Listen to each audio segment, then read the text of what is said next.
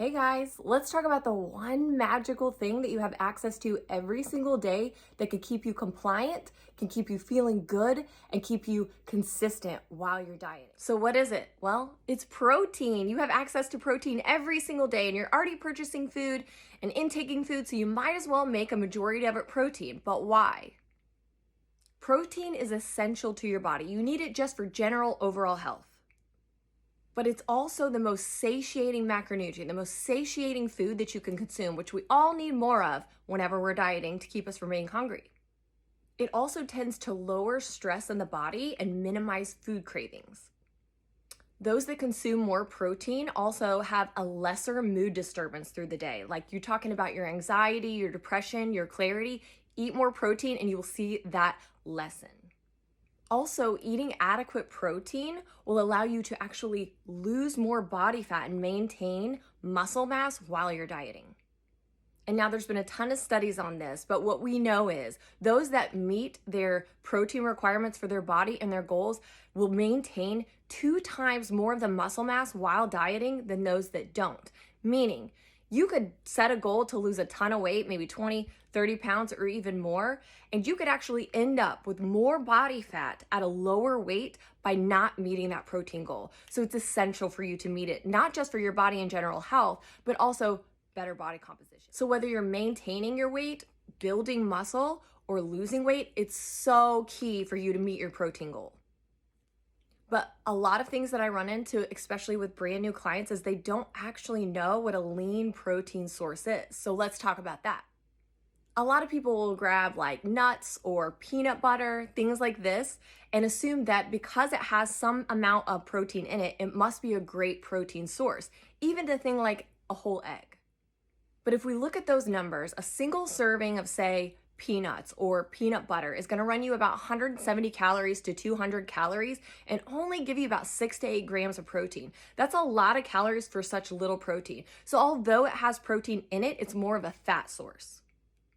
And the same thing kind of goes for eggs. And eggs are wonderful for a lot of reasons. It's definitely a complete food source. However, for about 70 calories, you're only getting about 5 or 6 grams of protein. So it's more about getting more bang for your buck as far as calories versus protein goes, and then lowering that fat and carb level. And if you're consuming food that you think is high protein, but you're still going over on carbs and fat, you're not truly eating a lean protein source. So beyond your typicals like chicken breast or egg whites that are going to be pretty extremely lean and definitely some protein powders and things like that, you want to go for your like 99% ground turkey or 96 for ground beef or lean cut steaks. Fish, tuna, shrimp, things like this are definitely really lean and you can get a ton of food and a ton of protein for less calories. And maybe you're like, I'm not a big meat person, and that's okay. We do know that animal protein is the best source of protein, especially over plant-based. However, if you are vegan or you have a food allergy or malabsorption issue, you definitely want to get something from that source anyway. But outside of those things, we're talking about low fat or fat-free cheeses and yogurts. A great one would be 1% cottage cheese, maybe add some fruit, get your micronutrients in there. Dannon Light and Fit Greek yogurt, 80 calories for 12 grams of protein. You could definitely play around a lot with those things. But even beans and legumes and edamame and things like that, you can definitely incorporate and really make a complete plate, especially if you're pairing it with a true lean protein source. You can end up getting 300 to 500 calories and get a huge plate of food and even get your protein up to 50 grams or more.